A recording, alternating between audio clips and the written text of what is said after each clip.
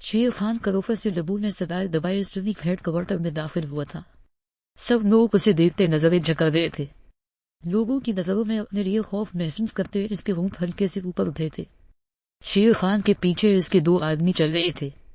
شیر خان بنا کسی کو دیکھے سیدھا وہاں موجود خان کے آفس میں دھرنے سے ڈسا تھا۔ خالی کمرہ دیکھتے وہ میز کے سامنے پڑی کرسی پر بیٹھ گیا تھا۔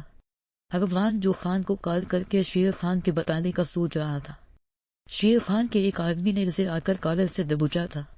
یہ کیا کر رہے ہو؟ چھوڑو مجھے۔ ارمان خود کو چھڑوانے کی کوشش کر رہا تھا۔ اس کے زبردستی گھسیٹنے پر ارمان نے اپنی پیٹ میں موجود پاکٹ نائف نکالتے اس آدمی کا ہاتھ کاٹا تھا۔ وہ جانتا تھا شیر خان کسی اچھے مقصد سے نہیں آیا۔ سب لوگ خاموشی سے ارمان کا دیکھ رہے تھے، کوئی بھی اس کی مدد کے لیے آگے نہیں بڑھا تھا۔ ارمان نے سب کو وسیلی اور ناپسندیدہ نگاہوں سے دیکھا تھا۔ اپنے چاقو کی مدد سے اس نے مقابل کے بازو پر دوبارہ وار کرتے ایک دم گھومتے ہوئے اپنا پیر اٹھاتے اس کے سینے میں دے مارا تھا۔ مقابل وجود لڑکڑایا تھا۔ اس نے غصے میں اپنی گن نکالتے ارمان کے سر کا نشانہ لیا تھا۔ سب دل تھامے یہ منظر دیکھ رہے تھے۔ سب کو یقین تھا اب ارمان مر جائے گا، اسے کوئی نہیں بچا پائے گا۔ گولی کی آواز سنتے وہاں موجود لڑکیاں اپنے چہروں پر ہاتھ رکھ رہی تھی، جبکہ باقی لوگ خاموشی سے نظریں جھکا رہے تھے۔ سب کے دل خوف سے کانپنے لگے تھے۔ ارمان نے خود کو صحیح سلامت پاتے اپنے سامنے کھڑے آدمی کو دیکھا تھا جو زمین پر گر چکا تھا۔ ایک گولی اس کی آنکھوں کے درمیان میں پیوست ہوئی تھی۔ ارمان گہرا سانس لیتا ہوا پیچھے مڑا تھا۔ خان کو دیکھ کر اس کے تنے اعصاب ڈھیلے پڑے تھے۔ خان سپاٹ تاثرات سے نیچے گرے ہوئے وجود کو دیکھ رہا تھا۔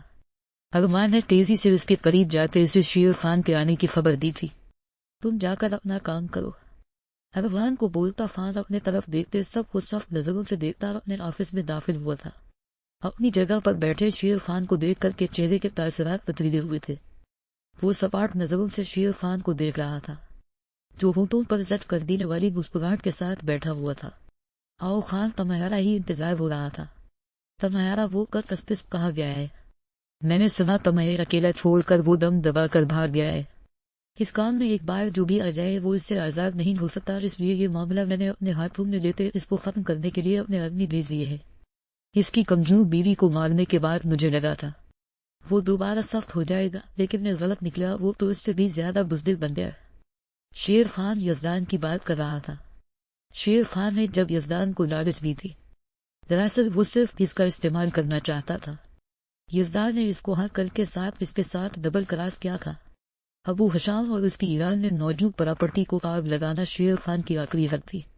ابو حشام بھی شیر خان کا ایک بہت اچھا دوست تھا جو اس کو ہر طرف اسلحہ اور بارود فراہم کر رہا تھا، لیکن خان کے اس کے بیٹے کو مارنے کے بعد وہ شیر خان کا بھی دشمن بن چکا تھا۔ پہلے ہی رشیا سے سارے اسلحہ کی فراہمی بند ہونے لگی تھی۔ اس کا آخری سہارا ابو حشام تھا جس کے بیٹے کو قتل کر کے خان نے اس کا سارا کام بگاڑ دیا۔ یزدان کے بارے میں شیر خان کے منہ سے سنتے خان نے بمشکل خود کو اسے قتل کرنے سے روکا تھا۔ وہ چاہتا تو ابھی اسی وقت شیر خان کو جان سے مار سکتا تھا، لیکن پھر ساری آرگنائزیشن میں موجود لوگوں نے اس کے خلاف ہو جانا تھا۔ ان کے کچھ قانون تھے جس کے مطابق وہ شیر خان کو مار نہیں سکتا تھا، اور رہی بات خان کی یزدان کو مارنے کی، وہ یہاں پاکستان میں ہوتا پھر ہی شیر خان اسے مار پاتا، تبھی یزدان کو مارنے کی خبر پر وہ سپاٹ ہی کھڑا رہا تھا۔ تم یہاں کس کام کے لیے آئے ہو شیر خان؟ خان نے سرد لہجے میں پوچھا۔ اس کی آنکھوں کی چٹانوں سی سختی تھی۔ شیر خان اس کی خود سے جدوجہد دیکھتا ہنس پڑا تھا۔ تمہاری بیوی بہت خوبصورت ہے، تم نے چن کر اپنے لیے ڈھونڈی ہے، بڑی سخت جان ہے، میرے مارنے کے باوجود بھی اس کا بچ جانا میرے لیے حیران کن ہے۔ شیر خان مسکراتا ہوا بول رہا تھا جو خان کو مزید سمجھا رہی تھی۔ وہ اپنے غصے سے زمل کو شیر خان کے سامنے اپنی کمزوری نہیں ظاہر کرنا چاہتا تھا۔ تبھی ہونٹوں کا بھینچے بنا کوئی تاثر دیکھ کھڑا رہا۔ شیر خان اس کو کوئی بھی ریفشن نہ دیتے دیکھ کر ایک دم پیش میں آیا تھا۔ پھر کچھ سوچ کر اپنا غصہ سنبھالتے وہ دوبارہ گریا ہوا۔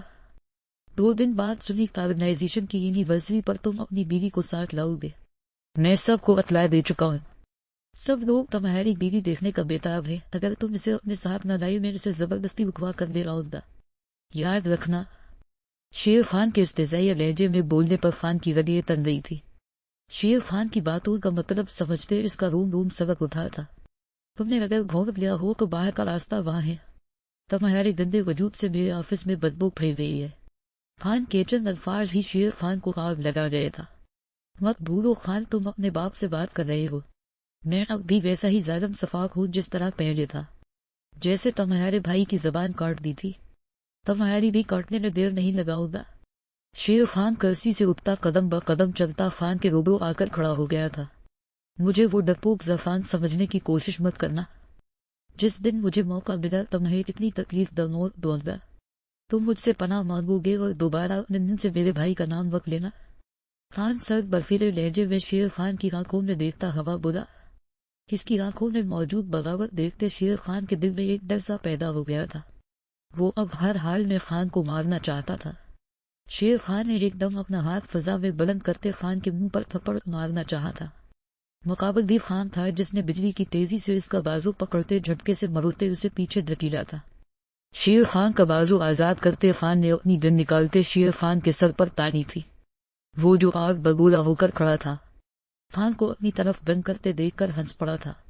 किस चीज का इंतजार कर रहे हो खान? मारो मुझे, वरना मैं पहली फुर्सत में मौका पाते ही तुम्हें खत्म कर दूंगा।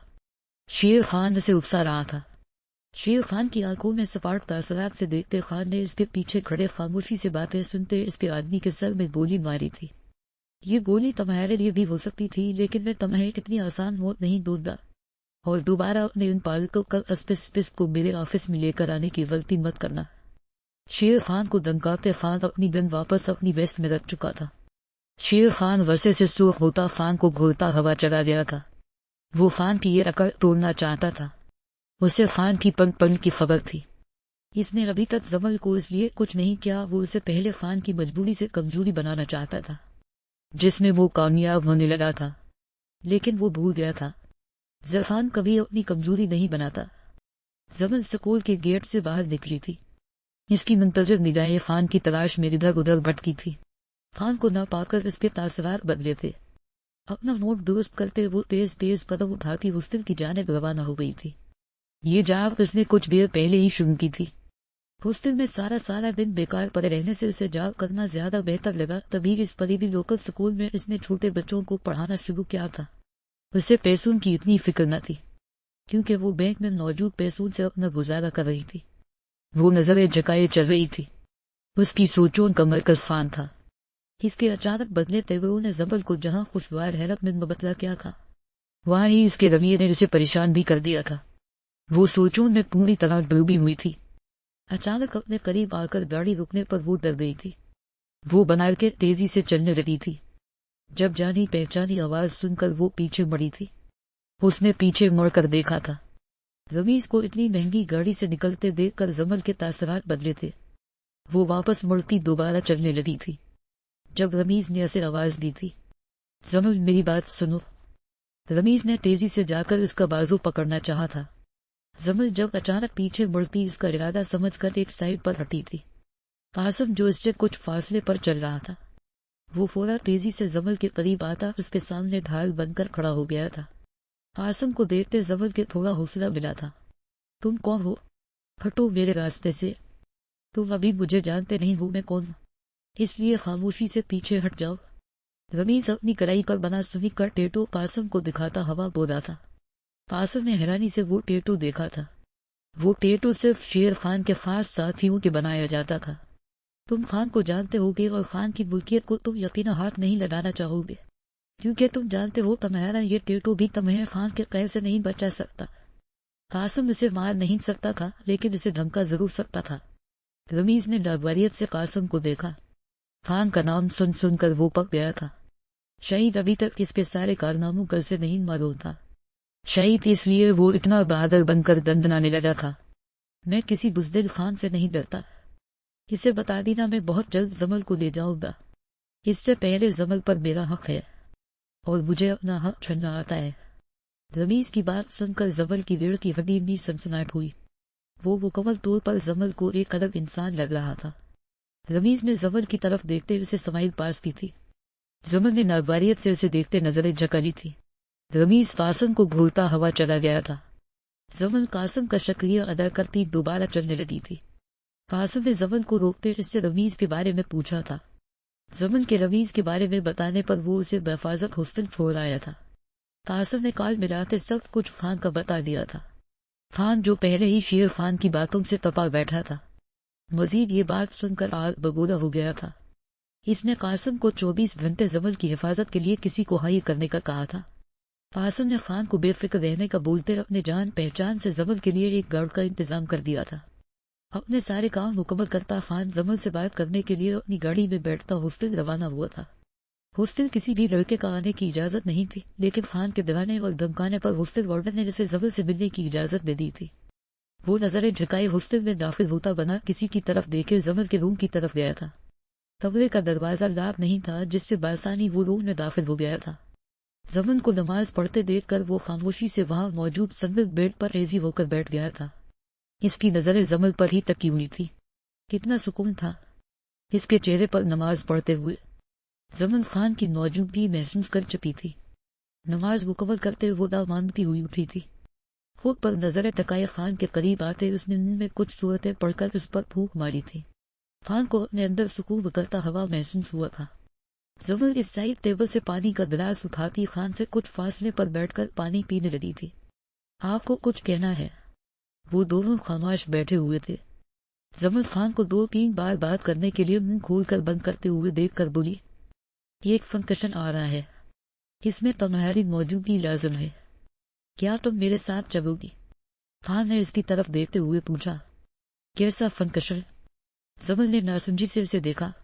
سنی آرگنائزیشن کی اینیورسری ہے، سب کو تمہارے بارے میں معلوم ہے، اس لیے تمہیں میرے ساتھ فنکشن میں شرکت کرنی پڑے گی۔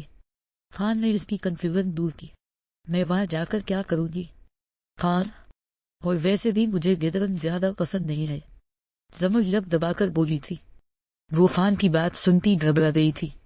تمہارا جانا لازم ہے اور تم میرے ساتھ جاؤ گی، اس بات پر کوئی بحث نہیں ہوگی۔ زمن کو دوبارہ اعتراض کرنے کے لیے منہ کھولتے دیکھ کر خان فورا بول اٹھا تھا، زمن میں تمہیں کبھی اپنے ساتھ نہیں لے کر جاتا، یہ میری مجبوری ہے، مجھے تمہیں اپنے ساتھ لے کر جانا ہوگا۔ وہ زمن کے خاموش ہونے پر نرمی سے اس کا بیڈ پر دھرا ہاتھ پکڑتے ہوئے بولا تھا۔